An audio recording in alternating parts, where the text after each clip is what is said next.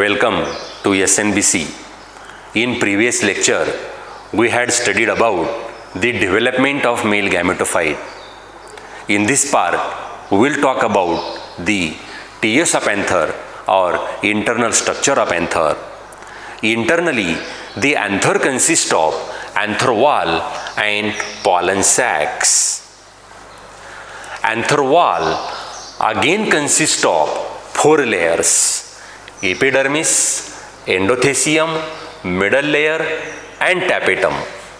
First of all, try to understand about the epidermis. पहिल्यांदा आपण ह्या epidermis बद्दल समजून घेऊयात. Epidermis is the outermost thick and continuous layer of anther wall. Epidermis consists of single layer of flattened cells.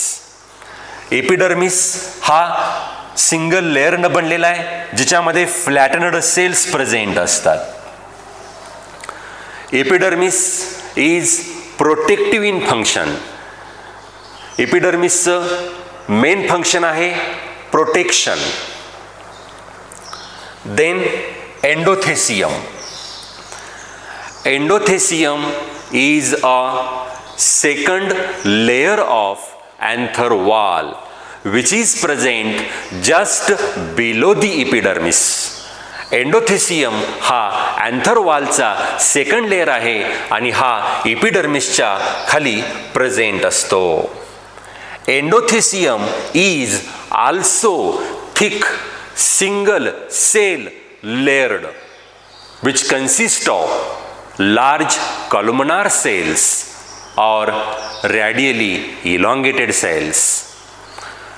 Endothecium सुद्धा हा single लेअरनं बनलेला आहे आणि हा थिक आहे आणि हिच्यामध्ये लार्ज कॉलुमनार सेल्स प्रेझेंट असतात किंवा रॅडियली इलॉंगेटेड सेल्स प्रेझेंट असतात ह्या एंडोथेसियममध्ये. Some cells of endothecium shows fibrous thickening. So, endothecium also called as fibrous layer. एंडोथेसियमचे काही सेल्स जी आहेत ते फायब्रस थिकनिंग दाखवतात म्हणून एंडोथेसियमला आपण फायब्रस लेयर असं सुद्धा म्हणतो, लक्षात ठेवा. Due to the fibrous thickening of endothecium, the cells of endothecium becomes hygroscopic in nature. Endothecium मधले जी सेल्स आहेत ते फायब्रस थिकनिंग दाखवतात, सेल्युलोज फायबर्सची फायब्रस थिकनिंग दाखवतात आणि त्यामुळेच एंडोथेसियमची जी सेल्स आहेत ते हायग्रोस्कोपिक इन नेचर असतात. That is they remove the water. Therefore, endothecium play an important role in dehiscence of anther or breaking of anther. म्हणून हा एंडोथेसियम जो आहे तो अँथरला ब्रेक करण्यासाठी, अँथरला डेहिस करण्यासाठी मदत करतो. The cells of endothecium in the shallow groove between two pollen sacs remain thin walled.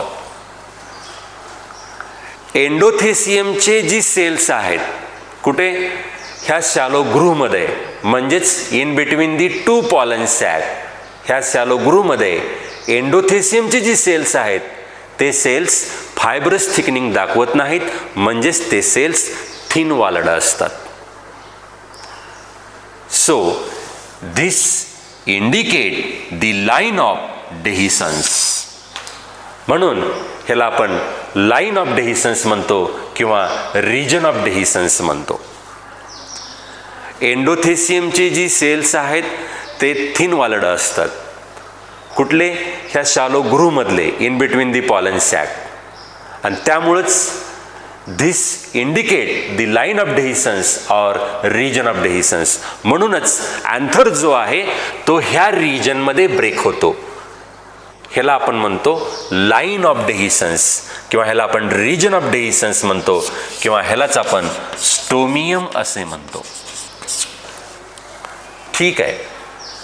Stomium is the site from where pollen grains are released. Stomium ही एक जागा आहे, इथून पॉलन ग्रेन रिलीज होतात. ज्यावेळेस अँथर डेहिस होतो, ज्यावेळेस अँथर ब्रेक होतो, त्यावेळेस त्या अँथरमधले पॉलन ग्रेन रिलीज होतात ह्या साईटमधनं, आणि ह्या साईटलाच आपण लाईन ऑफ डेहिसन्स म्हणतो किंवा स्टोमियम म्हणतो. Next, middle layer. अँथर वॉलचा तिसरा layer middle layers. Middle layer present below the endothecium. हे जी मिडल लेयर्स आहेत हे बिलो दी एंडोथेसियम प्रेझेंट असतात. Middle layer is 1 to 3 layered structure. Middle layers जे आहेत ते 1 किंवा 3 लेयर्सनं बनलेले असतात. The cells of middle layer are parenchymatous. Middle layer मधले जी सेल्स आहेत ते parenchymatous असतात. And that parenchymatous cells store the reserve food material in early stages of development of microspores. ह्या मिडल लेयर मधले जी सेल्स आहेत ते पॅरेनकायमॅटस सेल्स असतात, आणि हे parenchymatous cells reserve food material store करतात during early stages of microspore development. Middle layer is also thick. At the time of maturity the middle layer get degenerate. ज्यावेळेस anther mature होतो त्यावेळेस middle layer जो आहे तो degenerate होतो बेटा. And therefore the 2 pollen sacs combines with each other and forms only 1 pollen sac in each lobe of anther. Middle layer degenerate झाल्यामुळं हे जी 2 पॉलन सॅक्स आहेत प्रत्येक लोब मधले ते कंबाईन होतात आणि तिथं एकच पॉलन सॅक तयार होतो. इथं क्वेश्चन नीट मध्ये विचारला जातो. नेमकं कसा विचारला जातो? At the time of maturity how many pollen sacs are present in anther. मॅच्युरिटीच्या वेळेस ह्या अँथरमध्ये किती पॉलन सॅक्स प्रेझेंट असतात? बरेच जणांचं म्हणणं आहे 4 पॉलन सॅक्स प्रेझेंट असतात. तर नाही, मॅच्युरिटीच्या वेळेस 2च पॉलन सॅक प्रेझेंट असतात ह्या डायथिकस अँथरमध्ये. तुम्ही म्हणसाल कसं? पहा, हा जो मिडल लेयर आहे हा डिजनरेट झाल्यामुळं मॅच्युरिटीच्या वेळेस हे 2 पॉलन सॅक एकमेकांमध्ये कंबाईन होतात आणि दोघात मिळून एकच पॉलन सॅक तयार होते. अशा पद्धतीनं इथे एक पॉलन सॅक आणि इथे एक पॉलन सॅक असे 2 पॉलन सॅक ह्या मॅच्युरिटीच्या वेळेस इथं तयार होतात due to the degeneration of middle layers. हे पॉईंट खूप महत्त्वाचा आहे बेटा. Next, tapetum. अँथर वॉलचा next layer tapetum. Tapetum is the innermost layer of anther wall which covers the each pollen sack.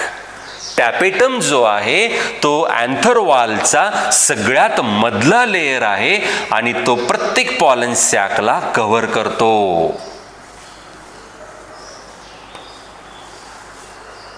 Tapetum is also single celled layer and thick which consist of radially elongated cells. Tapetum सुद्धा single लेयरनं बनलेला आहे आणि tapetum मध्ये जी cells असतात ते radially elongated cells present असतात बेटा. In that cell of tapetum there is a viscous and dense cytoplasm is present. टॅपेटमच्या प्रत्येक सेलमध्ये व्हिस्कस आणि डेन्स सायटोप्लाझम प्रेझेंट असतो. In each cell of tapetum there is a one or more diploid nuclei or single polyploid nucleus is present. हा पण point खूप महत्वाचा आहे. टॅपेटमच्या प्रत्येक सेलमध्ये एक किंवा एकापेक्षा जास्त डिप्लॉइड न्यूक्लियाय असतात किंवा एकच पॉलिप्लॉइड न्यूक्लियस प्रेझेंट असतो. इथं पण क्वेश्चन नीटमध्ये विचारला जाऊ शकतो बेटा. थोडं लक्ष द्या मी काय सांगतोय बघा. The diploid cell of tapetum becomes polyploid and multinucleated due to endomitosis. हा पॉइंट खूप महत्वाचा आहे. ह्याच्यावरती क्वेश्चन विचारलेला आहे बघा. टॅपेटमची जी डिप्लॉइड सेल आहे त्या डिप्लॉइड सेलमध्ये एंडोमायटोसिस होतं, फ्री न्यूक्लिअर डिव्हिजन होतं आणि त्या डिप्लॉइड सेलचं रूपांतर पॉलिप्लॉइड सेलमध्ये होतं. लक्षात घ्या. पॉलिप्लॉइड टिश्यू प्रेझेंट इन अँजिओस्पर्मिक प्लांट. अँजिओस्पर्मिक प्लांटमध्ये पॉलिप्लॉइड टिश्यू कुठे प्रेझेंट असतो तर त्याचं उत्तर आहे टॅपेटम. टॅपेटममध्ये पॉलिप्लॉइड टिश्यू किंवा सेल्स प्रेझेंट असतात. ठीक आहे. Tapetum surrounds the sporogenous tissue present in the pollen sac. Pollen सॅकच्या आतमध्ये जे स्पोरोजिनस टिश्यू आहेत त्या स्पोरोजिनस टिश्यूला कव्हर करायचं काम ह्या टॅपेटमचं आहे बेटा. मग टॅपेटमचं फंक्शन काय. Tapetum gives nutrition to the sporogenous tissue and developing pollen grain. Sporogenous टिश्यूला आणि डेव्हलपिंग पॉलन ग्रेन्सला न्यूट्रिशन देण्याचं काम ह्या टॅपेटमचं आहे बेटा. Tapetum also produces a chemical called as sporopollenin. स्पोरोपॉलेनिन हे केमिकल तयार करायचं काम सुद्धा ह्या टॅपेटमचं आहे. स्पोरोपॉलेनिन हे केमिकल तयार करणे हे सुद्धा काम ह्या टॅपेटमचं आहे बेटा. Tapetum also produces hormones and enzymes. महत्वाचा आहे बेटा हा पॉइंट. का महत्वाचा आहे कारण ह्याच्यावरती पण क्वेश्चन विचारलेला आहे. तुम्ही म्हणसाल सर कसं विचारलेलं आहे question. In which reproductive structures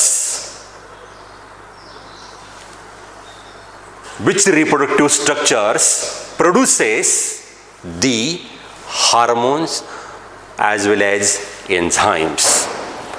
Hormones as well as enzyme secrete करणारा कोणता रिप्रोडक्टिव्ह स्ट्रक्चर आहे तर त्यावेळेस सुद्धा त्याचं आन्सर जे आहे ते टॅपेटम आहे बेटा.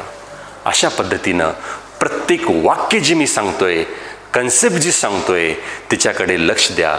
कन्सेप्ट जर एकदा क्लिअर झाला की क्वेश्चन कुण्याही पद्धतीनं जर विचारलं फिरून तर ते आपणाला येतं बेटा. ठीक आहे. तर हे झालं टॅपेटम बद्दल म्हणजेच अँथर वॉल आपण कंप्लीट केलेला आहे. ठीक आहे. टीएस ऑफ अँथर मध्ये नेक्स्ट पार्ट येतो pollen sac. Each lobe of anther consists of 2 pollen sacs. Therefore, Dithecus anther consists of 4 pollen sacs. ओय कॅन्डिडेट, इथं सुद्धा महत्त्वाचा क्वेश्चन आहे. कोणता बघा. डायथिकस अँथरमध्ये 4 पॉलन सॅक्स प्रेझेंट असतात. ठीक आहे. जनरली जर बघायला गेलं तर अँथरमध्ये 4 पॉलन सॅक्स प्रेझेंट असतात. ठीक आहे. Pollen sacs are generally circular in shape. Pollen sac, also called as microsporangium or pollen chamber. ह्याच पॉलन सॅकला आपण मायक्रोस्पोरेंजियम किंवा पॉलन चेंबर सुद्धा म्हणतो. महत्वाचा पॉइंट आहे हा. In immature anther, inside the tapetum, pollen sac contains compact group of compact mass of diploid cell called as sporogenous tissue. IMP point.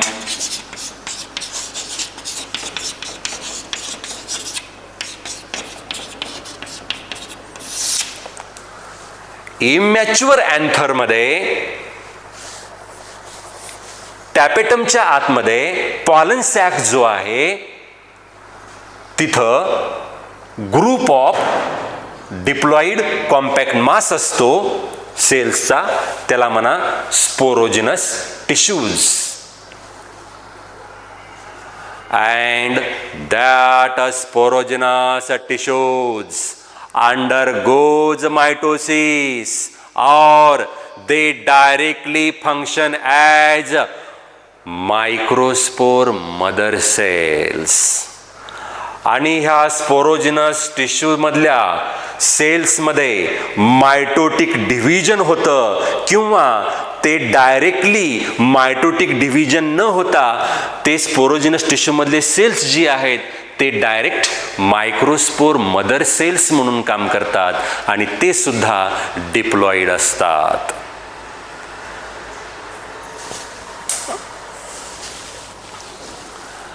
At the time of maturity, each microspore mother cell undergoes meiosis cell division and forms 4 haploid pollen grains or microspores.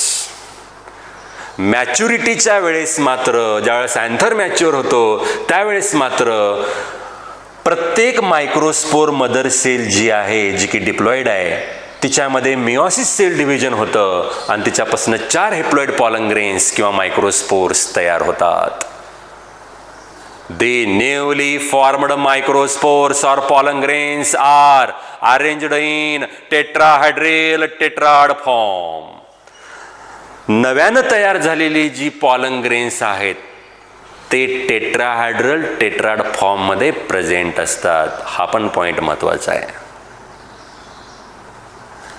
In each pollen sac there are thousands of microspores or pollen grains are produced. प्रत्येक pollen सॅकच्या आतमध्ये जवळपास हजारो pollen grains किंवा मायक्रोस्पोर्स तयार होत असतात.